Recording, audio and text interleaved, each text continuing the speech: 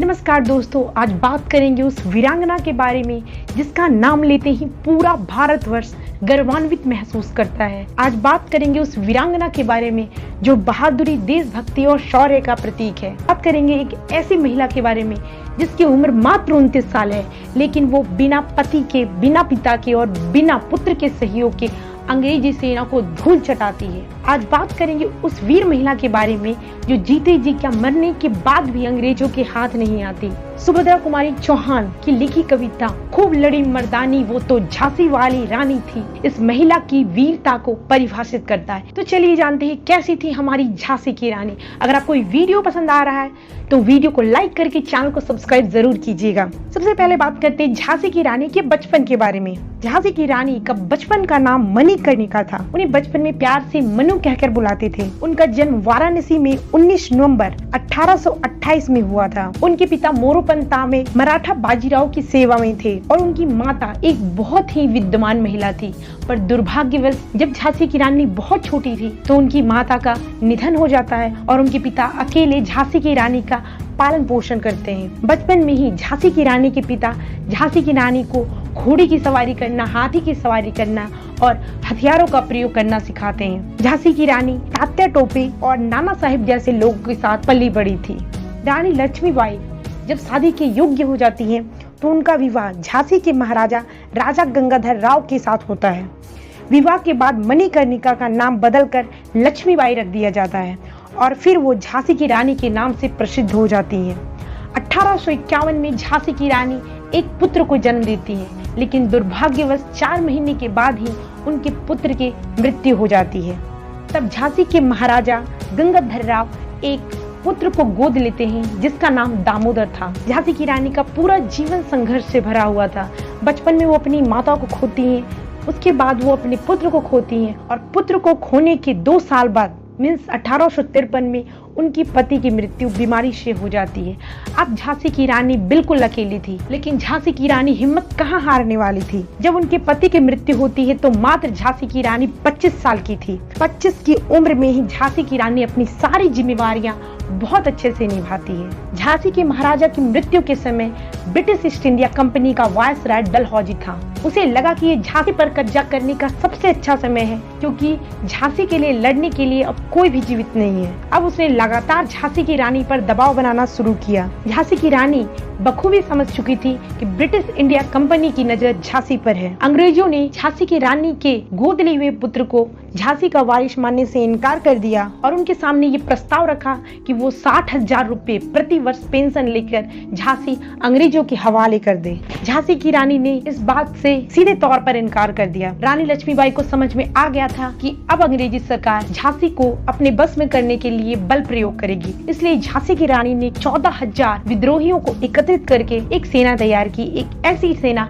जिसमें महिलाएं भी शामिल थी। झांसी की रानी अंग्रेजों के साथ भिड़ना कतई नहीं चाहती थी, लेकिन उन्होंने ये ठान लिया था कि चाहे उनकी जान क्यों न चली जाए पर वो झांसी को अंग्रेजों को बिल्कुल नहीं सौंपेगी। अंग्रेजों ने झांसी की रानी को निहत्थे मिलने का प्रस्ताव रखा, पर झांसी की रानी को अंग्रेजों पर बिल्कुल विश्वास नहीं था और उन्होंने इस प्रस्ताव को ठुकरा दिया। अब शुरू होता है झांसी की रानी के संघर्ष का एक नया दौर। 23 मार्च 1858 को झांसी की पहली लड़ाई लड़ी जाती है। अपनी सेना के साथ मिलकर झांसी की रानी झांसी को बचाने के लिए लड़ाई लड़ती है, पर अंग्रेजी सरकार उनके पूरे सैनिकों पर अपना अधिकार कर लेती है। झांसी की रानी अपने बेटे को लेकर कालपी चली जाती है और फिर से तात्या टोपे और अन्य विद्रोही के साथ मिलकर एक नई सेना बनाती है। इसके बाद 17 जून 1858 को रानी लक्ष्मीबाई अपनी आखिरी जंग अंग्रेजों के साथ लड़ती है। हालांकि झांसी की रानी को कहाँ पता था कि 17 जून 1858 की रात झांसी की रानी के जीवन की आखिरी रात होगी और एक ऐसी रात होगी जिसे पूरा विश्व कभी नहीं भूल पाएगा। इस दौरान झांसी की रानी अपने पीठ पर अपने दत्तक पुत्र को बांधकर दोनों हाथों में तलवार लिए घोड़े पर सवार होकर जंग के मैदान में कूद पड़ती है। युद्ध करते करते अचानक झांसी की रानी को अपने बाएं सीने में हल्का सा दर्द महसूस होता है। वो तेजी से मुड़ती है और उस सैनिक पर अपनी तलवार से टूट पड़ती है। रानी लक्ष्मीबाई को लगी हुई चोट बहुत गहरी थी, उसमें से बहुत तेजी से खून निकल रहा था। वो घोड़े पर सवार होकर घायल अवस्था में दौड़ती हैं और दौड़ते दौड़ते उनके सामने एक झरना आता है। रानी लक्ष्मीबाई सोचती है कि अगर वो इस झरने को पार कर जाएंगी तो उन्हें कोई पकड़ नहीं पाएगा, इसलिए वो घोड़े में एड़ लगाती है ताकि वो झरने को पार कर सके। पर दुर्भाग्यवश वो घोड़ा उनका साथ नहीं देता है और वो छलांग लगाने की बजाय इतनी तेजी से रुकता है कि झांसी की रानी करीब करीब उस घोड़े के गर्दन पर लटक जाती है। झांसी की रानी फिर से एड़ लगाती है लेकिन घोड़ा टस से मस नहीं होता है। इतने में ही एक ब्रिटिश सैनिक झांसी की रानी के बाईं कमर में एक गोली चला देता है और झांसी की रानी के बाएं हाथ की तलवार छूटकर जमीन पर गिर जाती है।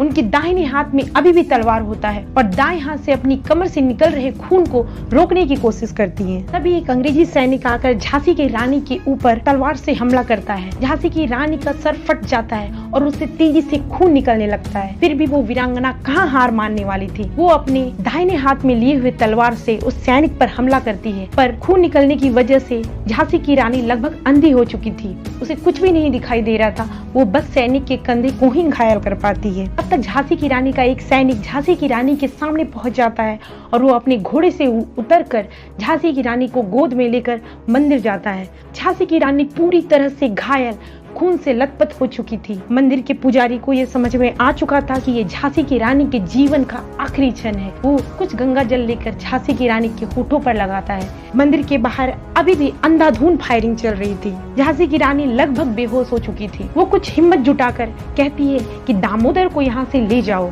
और झांसी की रानी का अंगरक्षक दामोदर को दूसरी जगह लेकर चला जाता है। अब झांसी की रानी अपनी दोनों आंखें बंद कर लेती है, लेकिन मानो कुछ ही क्षण में झांसी की रानी के शरीर में फिर से जान आती है और झांसी की रानी कहती है कि मेरी मृत्यु के बाद भी मेरा शरीर अंग्रेजों को नहीं मिलना चाहिए। और इतना कहकर झांसी की रानी की सांसें थम जाती है। मंदिर के बाहर अभी भी अंधाधुंध फायरिंग चल रही थी। आनन फानन में झांसी की रानी के सैनिक कुछ लकड़ियां जमा करते हैं और झांसी की रानी के शव का अंतिम संस्कार कर देते हैं। कुछ ही देर में अंग्रेजी सेना मंदिर के अंदर आती है और देखती है कि पुजारी के साथ कई सैनिकों का शव पड़ा हुआ है, लेकिन उन्हें तलाश थी बस एक शव की और वो थी झांसी की रानी। वो उसे पूरी मंदिर में ढूंढते हैं, लेकिन उन्हें झांसी की रानी कहीं नहीं दिखाई देती है।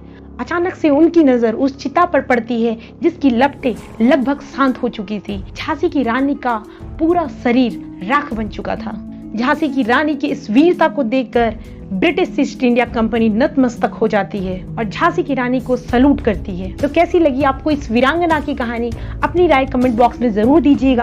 और अगर आपको ये वीडियो पसंद आया तो हमारी मेहनत के लिए इस वीडियो को लाइक करके चैनल को जरूर सब्सक्राइब कीजिएगा। फिर मिलते हैं आपसे एक नई वीडियो के साथ, एक नई जानकारी के साथ। तब तक के लिए इजाजत दीजिए। धन्यवाद।